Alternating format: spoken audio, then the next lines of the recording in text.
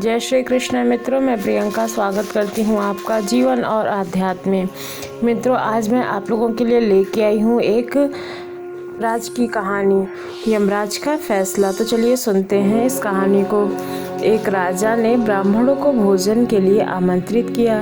राजा का रसोइया जो था वो खुले आंगन में भोजन पका रहा था। उसी समय चील अपने पंजों में एक जिंदा सांप को लेकर राजा के महल के ऊपर से गुजर रही थी।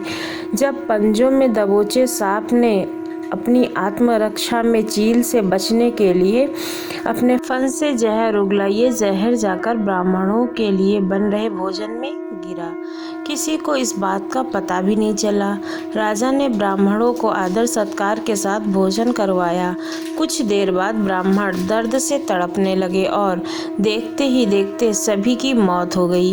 ये देखकर राजा को बहुत दुख हुआ, लेकिन उसे समझ में नहीं आ रहा था कि ऐसा क्या दोष है जिसकी वजह से ब्राह्मणों की ऐसी स्थिति हो गई है।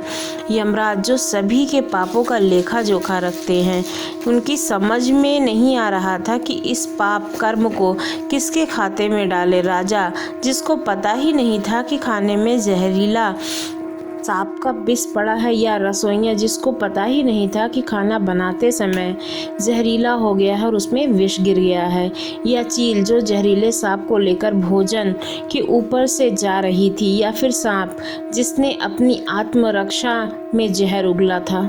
कुछ दिनों तक यमराज इस बात का फैसला नहीं कर पाए थे। फिर कुछ समय बाद कुछ ब्राह्मण राजा से मिलने उस राज्य में आए और उन्होंने किसी महिला से महल का रास्ता पूछा। उस महिला ने महल का रास्ता तो बता दिया, पर रास्ता बताने के साथ साथ ब्राह्मणों से ये भी कहा कि देखो भाई, जरा ध्यान रखना, वह राजा आप जैसे ब्राह्मणों को खाने में जहर देकर मार देता है। यह कहकर वह महिला मुस्कुराई। बस जैसे ही उस महिला ने मुस्कुरा कर ये शब्द कहे, उसी समय यमराज ने फैसला लिया कि उन मृतक ब्राह्मणों की मृत्यु के पाप का फल इस महिला के खाते में जाएगा और इसे उस पाप का फल भुगतना होगा। यमराज के दूतों ने कुछ पूछा, प्रभु ऐसा क्यों, जबकि उस मृत ब्राह्मणों की हत्या में उस महिला की कोई भूमिका नहीं थी।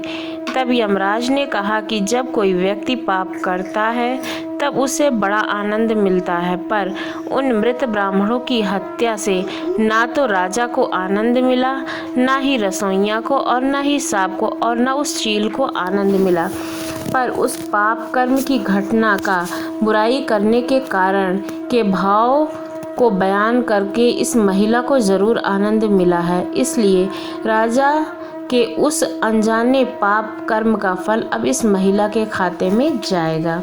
उस बिना किए हुए पाप की सजा उस महिला को मिली। इसलिए मित्रों, किसी की बुराई को देखकर कभी हंसना नहीं चाहिए, नहीं तो अनजाने में आपको उस बुराई का फल मिल जाएगा। आपको ये कहानी कैसी लगी?